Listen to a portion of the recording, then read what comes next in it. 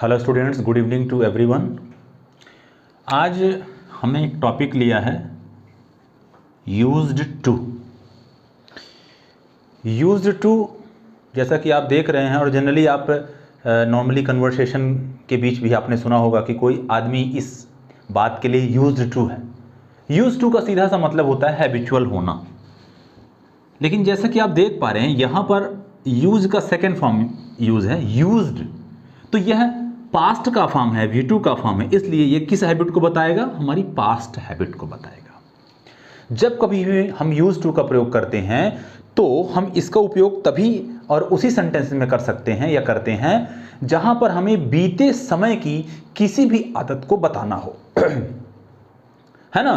बीती हुई कोई घटना है, बीती हुई कोई आदत है, उसे हमें अगर बताना है तो हम यूज टू का यूज करते हैं। ध्यान दीजिए, यह मुख्य रूप से आदत की मैं बात यहां पर करूंगा। यहां पर देखिए लिखा है it expresses a discontinued habit.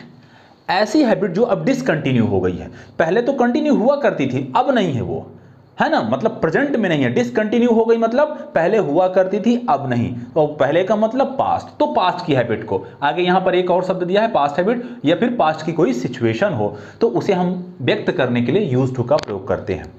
अगर मैं इसको हिंदी में कहना चाहूं तो जैसे आप अगर अपने बचपन की कोई बात याद कीजिए तो आप उसको जब भी व्यक्त करेंगे तो यूज टू वहां पर प्रयोग किया जाएगा। जैसे मान लीजिए कि आप कहते हैं कि मैं बचपन में स्कूल जाया करता था, ठीक है, फिर मैं दोस्तों के साथ खेला करता था। ये सब क्या है? ये बीते समय की आपकी आदत है ना। मैं नाराज हो जाया करता था, मुझे पिताजी डांटा करते थे। तो इस प्रकार से ये तमाम चीजें क्या है? पास्ट की डिसकंटिन्यूड हैबिट को है। इसका मतलब ये है कि अब पिताजी नहीं डांटते, अब मैं स्कूल नहीं जाता, ठीक है। ये बीते समय में, पास्ट में ऐसी हम आदतन काम को कर लिया करते थे, ठीक है। एग्जाम्पल के माध्यम से समझने की कोशिश करते हैं। कह रहा है कि there used to be a house there, वहां एक घर हुआ करता था, मतलब अब नहीं है, अब वो डिसकंटिन्यू हो गया है। पहले हुआ करता था अब नहीं। तो ये पास्ट की हैबिट को बताने के लिए, पास्ट की उस कंटिन्यूटी को बताने के लिए, जो पास्ट की कंटिन्यूटी होगी वो वर्तमान में डिसकंटिन्यू होगा। ध्यान दीजिएगा। तो यहां क्या कह रहा है कि there used to be a house there, वहां एक घर हुआ करता था। जैसे मान लीजिए आप किसी जगह पे गए और आप याद करते हैं ना कि पहले यहां पर ये चीजें हुआ करती थी, यहां पे ये हुआ करती थी, यहां पर ये हुआ करती थी, है ना। आप अपने किसी रिलेशनशिप में जाएं और 10 साल पहले और 15 साल पहले की आप बातों को याद करें और कहेंगे कि यहां पर ये हुआ करता था, यहां एक आम का पेड़ हुआ करता था, है ना, पहले यहां कच्चा घर हुआ करता था, अब पक्का घर बनाओ। तो ये इन तमाम चीजों को हम व्यक्त करते हैं, जिसे हम क्या कह रहे हैं यहाँ पर? डिसकंटिन्यू हैबिट या पास्ट की हैबिट या पास्ट की सिचुएशन, ठीक है। 3 नामों से हम यहाँ पर देख रहे हैं। अब यहाँ देखिए पहला सेंटेंस आप समझ गए होंगे। दूसरा सेंटेंस कह रहा है I used to live there when I was a baby. Sorry, when I was a boy. जब मैं एक बॉय था, जब मैं एक बच्चा था, समझिएगा बात को। तो क्या कह रहा है कि जब मैं बच्चा था तो क्या होता था? I used to live there, तब मैं वहां रहता था।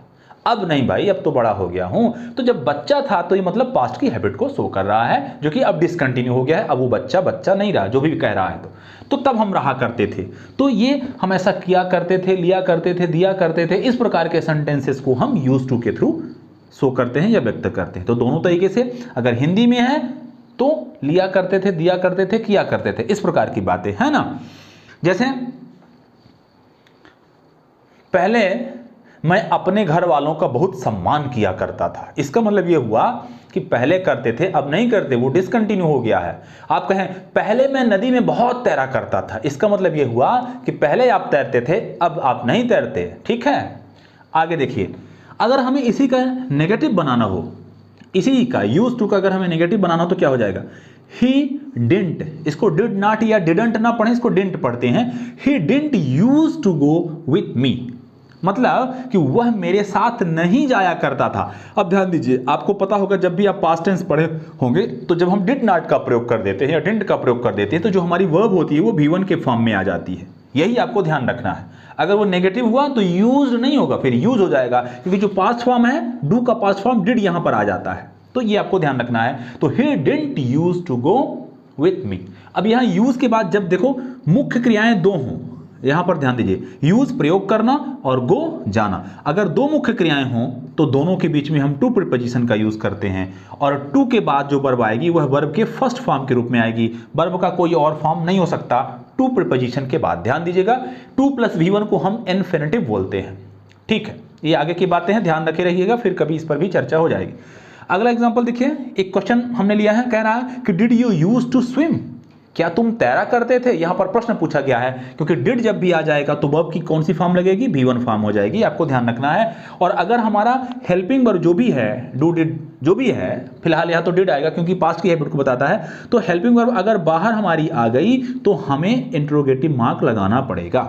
इसी को हम एक और तरीके से यूज कर सकते हैं। अगर हम यूज टू को एज वर्ब यूज कर लें, यहां पर इसको हेल्पिंग वर्ब अलग से हम ना लगाएं, तो हम इसे ऐसा कहेंगे, यूज्ड यू टू स्विम, क्या तुम तैरा करते थे। तो यहां दोनों तरीके से इसी सेंटेंस को या तो आप ऐसा कहें, डिड का प्रयोग करेंगे तो यूज हो जाएगा, तो did you use to swim, क्या तुम तैरा करते थे। और अगर यूज को ही वर्ब की तरह इस्तेमाल करो, इसी से इंट्रोगेटिव बनाओ, तो क्या हो जाएगा, यूज्ड यू टू स्विम। ठीक है, दोनों प्रकार से जनरली अमेरिकन और ब्रिटिश इंग्लिश में ऐसा फर्क देखने को हमें मिलता है। ठीक है, आगे देखिए क्या कह रहा है, she used not to dance with me. अब यहां देखिए, अगर हम यूज्ड लगाते हैं और हम नॉट का प्रयोग करते हैं तो यहां पर डिड नहीं रहेगा। ध्यान दीजिएगा, हम डायरेक्ट जैसे यहीं पर आप अगर नॉट लगाते तो used you not to swim ऐसा हो जाता। वही चीज यहां पर है, she used not to dance with me.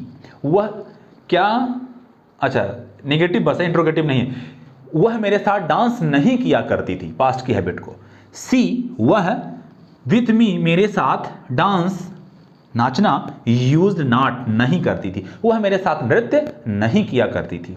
Again देखिए, आई होप कि आप इस सेंटेंस को भी समझे होंगे। मैं ये कह रहा हूं कि अगर यूज्ड आपको यूज करना है, एक तो होता है कि आप डिड या डिडंट का यूज कर लें, तब वहां पर यूज हो जाएगा। दूसरा क्या तरीका है कि आप यूज्ड ही यूज करें तो आप उसी के साथ नॉट लगा देंगे, आपको डिड लगाने की जरूरत नहीं है। तो दो तरीके हैं।